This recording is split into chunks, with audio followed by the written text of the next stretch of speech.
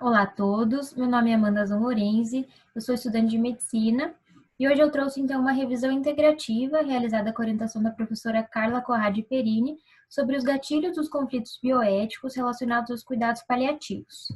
Então, inicialmente, eu queria trazer um breve panorama dos cuidados paliativos no Brasil. São dados que foram disponibilizados pela NCP de 2018, que revelaram que há 177 serviços de cuidados paliativos atuantes no Brasil, que expressa, então, que menos de 10% dos hospitais possuem uma equipe capacitada para essa modalidade de cuidado.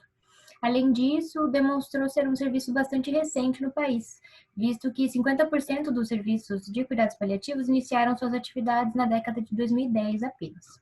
Então, o objetivo desse estudo foi evidenciar e discutir os aspectos bioéticos relacionados aos cuidados do paciente em fim de vida no contexto brasileiro e relacionar esses aspectos encontrados com as práticas clínicas e os seus gatilhos desencadeantes.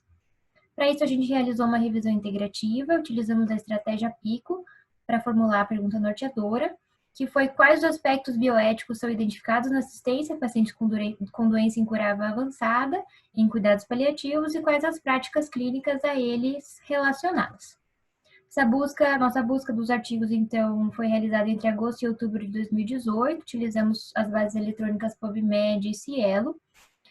Os descritores em ciências da saúde, né? Utilizamos bioética, cuidados paliativos e doente terminal em 3 idiomas, português, inglês e espanhol. Encontramos, então, no final, 190 estudos publicados e, após aplicados os critérios de inclusão e exclusão, resultaram, então, um total de 16 textos para nossa análise final. Aqui eu trouxe os textos que foram analisados, né? E para essa análise, então, nós fundamentamos em 3 aspectos bioéticos pré-estabelecidos que foram realizados com base no artigo prólogo, que também foi desenvolvido pelo nosso grupo de pesquisa.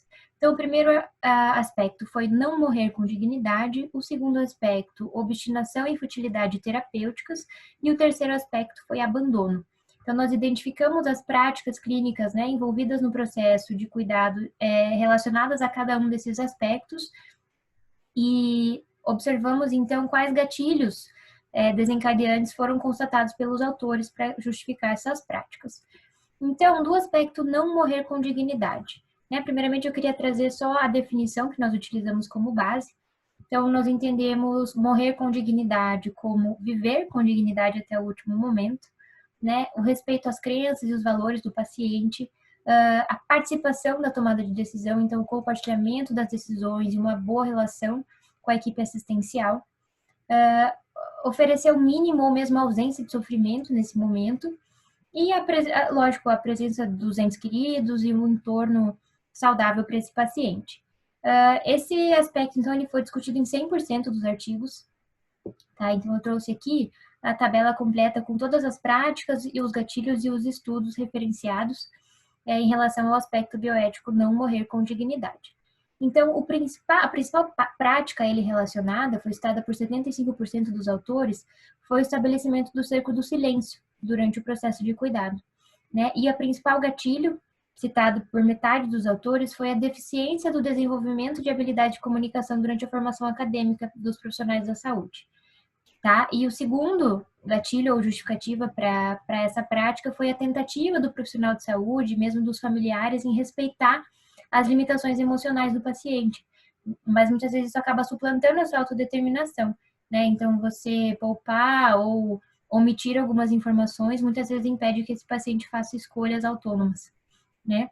A segunda prática, então, relacionada a esse aspecto foi a resistência à ortotanásia, por ela ser entendida como falha, impotência ou abandono perante a morte, né? E por que isso ocorre, né? Os gatilhos, então, foram uma dificuldade em aceitar a morte como um processo natural da vida, né? Principalmente do profissional, que muitas vezes vem de um modelo de formação mais biomédico, mais centrado na doença, e a não aceitação da finitude pelo núcleo familiar do paciente.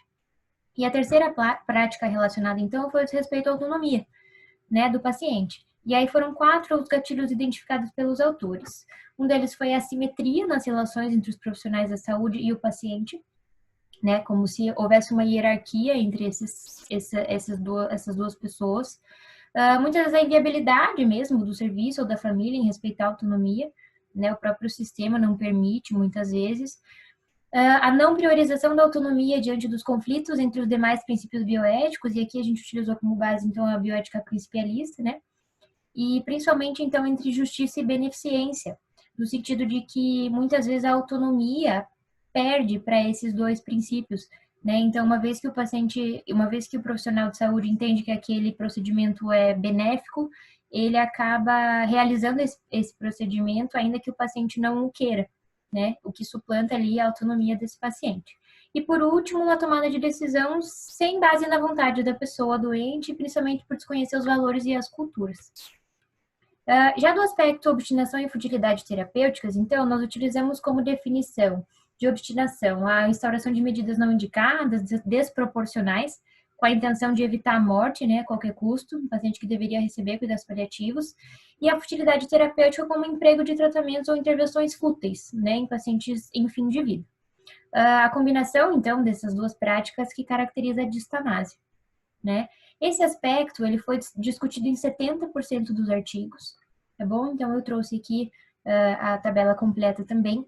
E a principal prática relacionada a ele foi as dificuldades do profissional, do paciente e da família em estabelecer e aceitar as medidas que podem ser oferecidas durante o processo de fim de vida, né? E o principal gatilho ou justificativa para isso foi o excesso de recursos tecnológicos com aparente finalidade curativa, que valoriza a continuidade da vida a qualquer custo, sem considerar sua qualidade. Né? Então, essa prática foi citada por 50% dos autores e a justificativa por 44% dos autores. A segunda prática relacionada, então, a esse aspecto foi a dificuldade de estabelecer e confirmar o diagnóstico de doença incurável avançada, aqui principalmente do profissional médico, né? Então, as justificativas encontradas foram a falta de objetividade e linearidade do quadro clínico, né? Muitas vezes essas doenças crônicas ou mesmo a terminalidade da vida apresenta essa característica mesmo de não ser linear, de não ser, né, da forma como a gente lê no livro, enfim.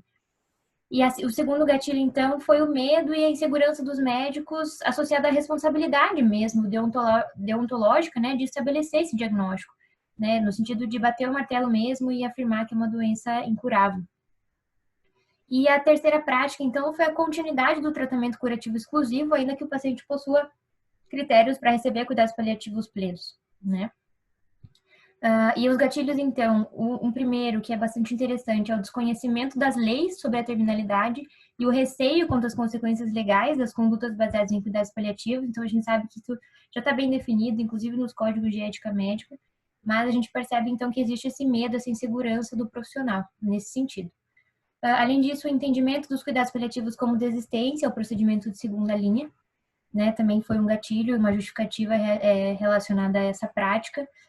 E, por último, a concepção de que cuidar do paciente é sinônimo de eliminar a doença, né? Cuidar é sinônimo de curar, né? Isso muitas vezes gera uma medicalização da morte. Então, do último aspecto, abandono. A definição, então, é a falta de atenção adequada às necessidades do indivíduo enfermo e sua família durante o processo de doença. Então, com essa definição, nós não encontramos, né, nos artigos nenhuma citação direta sobre a prática do abandono. Porém, a ideia do abandono encontrada foi muito mais relacionada ao entendimento equivocado sobre os cuidados paliativos. Né? Se a gente voltar ali na análise, a gente pode perceber, então, que a ortotanase, entendida como falha, impotência ou abandono perante a morte, ela foi citada em 68% dos estudos, como uma prática relacionada ao aspecto não morrer com dignidade. E, além disso, 25% dos autores identificaram ali o gatilho do entendimento dos cuidados paliativos como desistência, o procedimento de segunda linha, como uma justificativa para a prática da futilidade terapêutica. Então, nós encontramos o aspecto abandono nesse sentido, mas não da forma como ele foi definido previamente no estudo. Como considerações finais, então, gostaria de trazer que a dificuldade humana em lidar com o sentimento relacionado à morte foi apontada por diversos autores, então, de fato, é um desafio e uma habilidade a ser desenvolvida no contexto brasileiro. Ficou bastante evidente, então, a importância do compartilhamento da decisão do paciente, com o paciente, com a família, em uma boa relação equipe-paciente, né, para uma boa prática dos cuidados paliativos. Além disso, então, ficou claro a deficiência na abordagem desse assunto nas escolas da ciência da saúde, né, muitas vezes os profissionais inseridos num sistema mais mecanicista de cuidado, uma formação mais mais focada na doença, né, no modelo biomédico, acabam apresentando essas dificuldades. E, por fim, então, a bioética como uma ferramenta efetiva e essencial no manejo dos pacientes em fim de vida e também como uma ferramenta para o enfrentamento dos conflitos relacionados aos cuidados paliativos, que, como a gente viu, são muitos, né? Então, muito obrigada a todos pela atenção até aqui. Deixo o meu contato e fico à disposição. Até mais. Obrigada.